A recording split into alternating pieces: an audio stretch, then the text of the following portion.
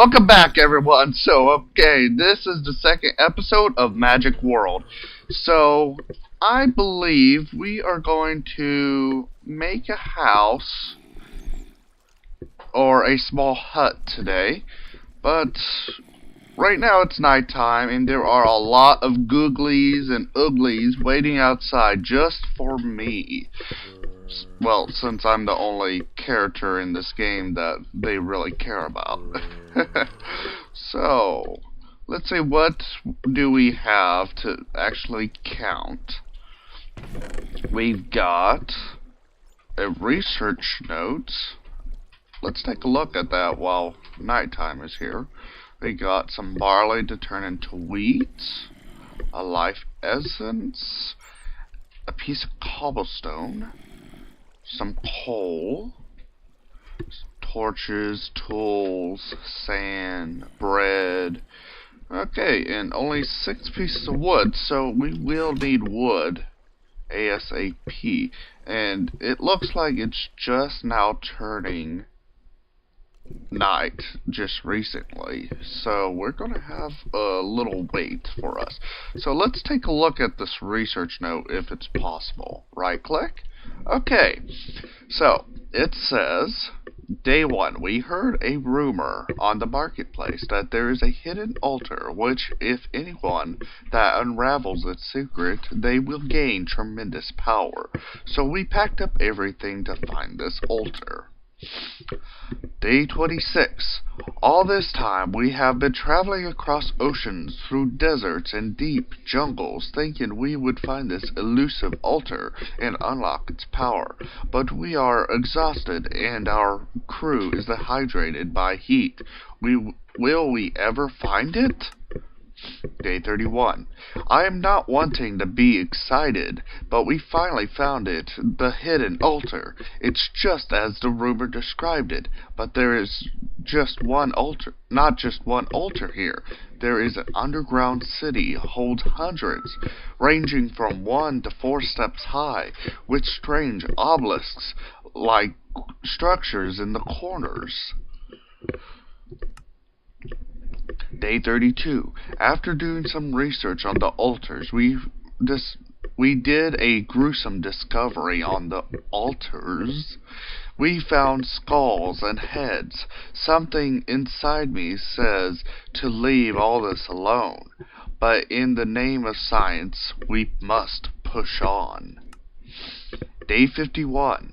After digging further into the cave system behind the city, we found a semi-active altar. This is a great find for us because we didn't had a breakthrough since we arrived. What terrible grammar! On the first sight, we noticed that the obelisks have a strange influence on the altar. Day 51 continued. Also, we noticed some colored crystalline shapes in the obelisk. What would they do? Day 54. As we looked around for 3 days, we noticed a lot of broken crystals on the ground, but none would fit inside the obelisk. I personally think we need a pure crystal. Day 54 continued. It also looks like there are a lot of green jewels laying around. That do not look like crystals in any shape or form. I might try something with those soon. Day 55. I was right. These green crystals we found, they interact with the altar, creating a uniform crystal. As one of the men looked through the crystal, he found that there was some strange text near the altar. What would this mean? Day 55 continued. We do notice the word corruption. Let's hope it's not serious. Day 61. Last night, We heard a horrific noise, so most of the crew didn't want to stay and left. I believed we should just find out what the altar is made from, and we would have packed and go if I want to make it home alive. We have to pack up. Okay, sorry, I misread it that time. Day 62. Luckily, there is another team working on finding out what the structure is made out of. They say we can pack up and leave tomorrow. But as I wander around in one of the small houses, I found a strange device. This confirms my thoughts since day 32. The heads on those altars are those of the real Steves and Stephanies that lived a long time ago in this world. I must take this home with me. Day 63. The team that was working on finding out what the structure was made of has suddenly disappeared without a trace. Luckily, they had already analyzed the whole structure. Day 63. It seems that the base of the altar is made of a special mix of purplish fungi-looking grass, some obsidian, a crystal, and a catalyst that combines the power of the nether in the end. Day 63 continued. It's also noted here that the smallest of the pyramids is a 3x3 square that is 1 high. When I turn the page, I see they found out that the obelisks are some kind of conductors that are connected to the base of the altar. This is very interesting. They are made from gold, which is obvious, some kind of base blocks, and a catalyst again. A small note pops out of the book they have written. It says, "We should have never discovered this place. We need to leave now before it's too late." On the back they quickly scribbled that the altar itself consists of the same blocks as the base again, a radiant source of power. Some gold and the stars that shine in hell. We will have to find a way to build it when we are back home. Nighttime, that same day. Everyone was right. This place was cursed. I just felt a chill go down my spine while sleeping in this god-forsaken place. I'm running now with my bag and research notes. The undead have attacked. They seem to have heads on their heads. I wonder about that. Most of them are from the disappeared team. Ooh, but wait. Is that my head? I just escaped sudden death. It seems that like the undead won't follow me outside. Thank you, son. Time to go home. Home at last. Time to spend the rest of my money developing this beacon with a team. I have studied it more. There must be a way to unlock its power. Ooh. The replica is done. It works. I will write history with this. I also just noticed that I still have this strange device in my bag. I wonder what would happen if I put this... I thought yesterday was a dream till I noticed my diary here. I found horrific truth. My head was on the floor. This can't be. Impossible. A few hours after I recollected my thoughts, I thought, maybe this is the key that unlocked the power of the altar. So I placed the head on the altar, and it seems to interact with each other, and I feel better than ever. I can jump higher, run faster, dig faster. They really need to put commas in there. And I am much more durable. This is great. Did I finally unlock the true potential? This makes me wonder, however, what were those crystals doing in the obelisk? Those are worries for later, though. For some reason, I got pulled back from my presentation about the altar to the altar itself. Strange, when looking through a crystal, I see the corruption is now clearly visible, and I have to get rid of it. Last one. I can't figure out how to release the corruption. These are my last words in this world. Find a way to balance it. That is its greatest treasure. Goodbye, whoever reads this. Dr. Professor has left the game. I hope you like that. Alright, so we spent a good probably 15 minutes reading that. Not quite 15 minutes.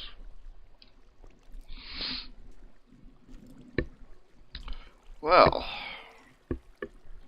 so there's some kind of blood altar, I would guess. So we shall retinue. Yes, we're gonna retinue after we night turned. No, we are going to continue after the night goes away. So see you in a second. Welcome back, everybody. So it's time for us to go out and have a little fun while there are zombies and creepers and all the stuff.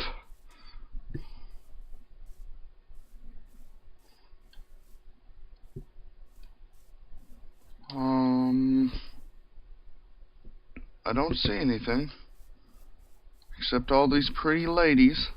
Oh, shoot! Ah, I spoke a bit too soon.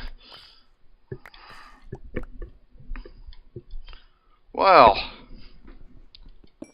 at least I was able to pick up a piece of coal while at it.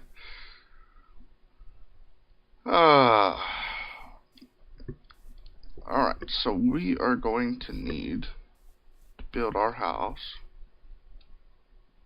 nearby this area.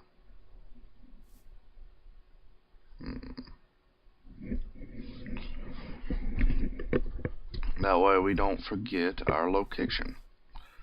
So I'm probably just going to build the very base of the house, and then we're going to call it an episode. Once again, it's going to be a short episode.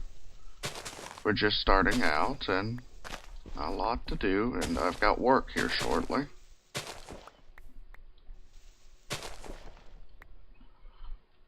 And I'm still studying a little bit about these mods.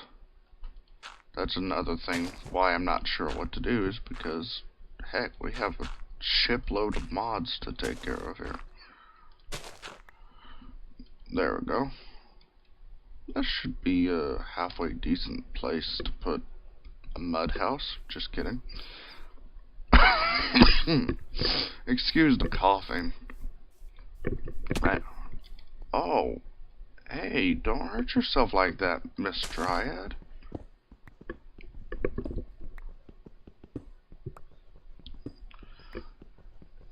These dryads these days. Wild party animals, that's what they are.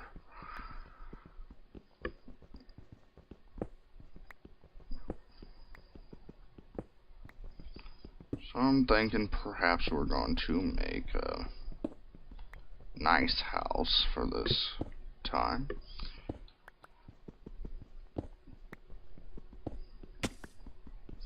Really, Dryad? You have worse ability to track your own footsteps than me whenever I am high on cinnamon. And that's no joke either, kids. Be careful with the cinnamon when you already produce a lot of insulin. You don't get anything. No. Come on. Jump. Jump. Jump again.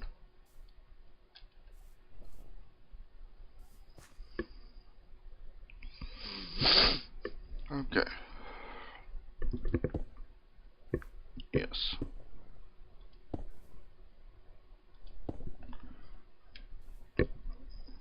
And then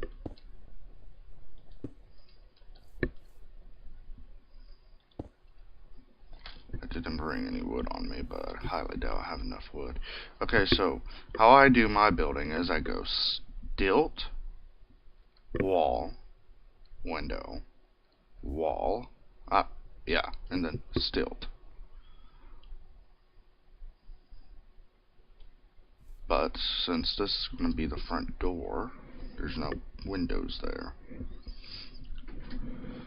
Or what I could do, it would be stilt, wall, window, wall, door, wall. Ow! I must be high on cinnamon. Come on now. No, I don't go around sniffing cinnamon, alright? No! The lag. Stupid lag. Give me my work stuff back. Okay, so that's going to be the beginning of the first room.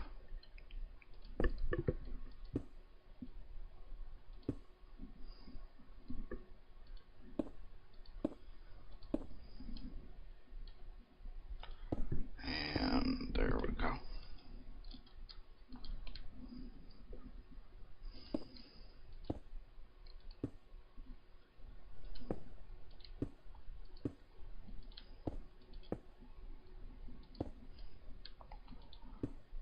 Alright. We'll do one more thing. Ooh, what's that stuff over there? Geostrate? Oh, both basalt. I'm gonna have to look up what basalt is. What's this? That is limestone. Ooh. And this is quartz. Really? Quartz? I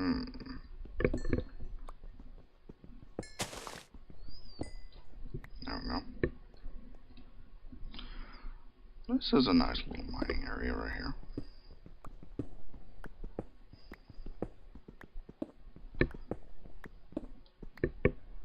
Hey there.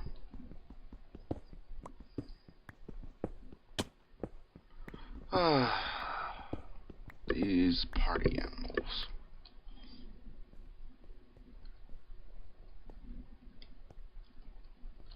Come on, let me up.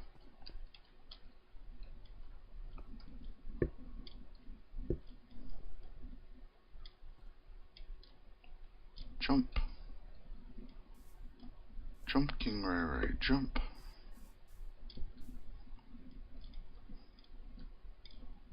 Come on.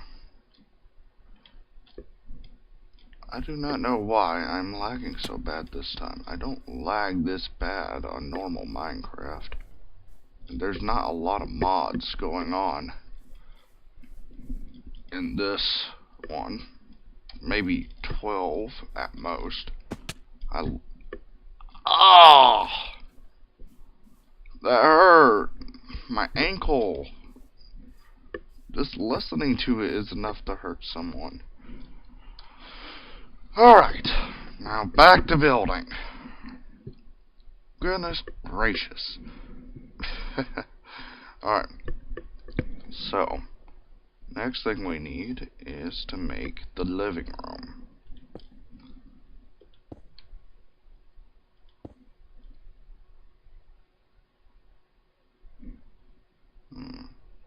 Yeah, that would be big enough for a living room. And then we need to make it wide enough.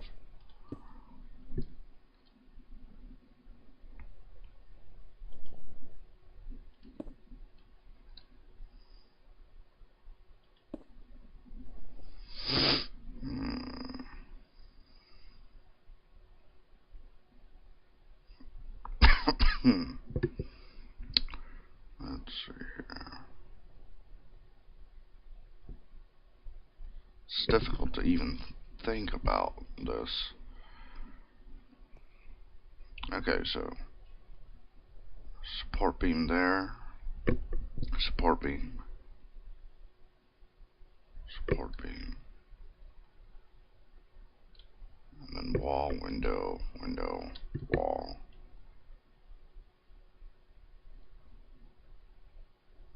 Support, wall, window, window, wall, support, and turn right here, like so.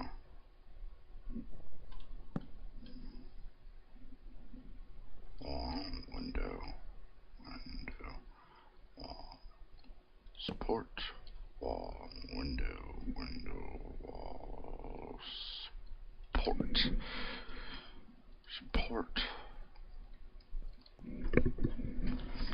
Alright, it's getting dark again. Where's the sun? Ooh, it is getting dark. Well, I guess this is our time to say goodbye, everyone. I hope you enjoyed this episode. If you did, please leave a like and subscribe. This is KingRayRay, over and out.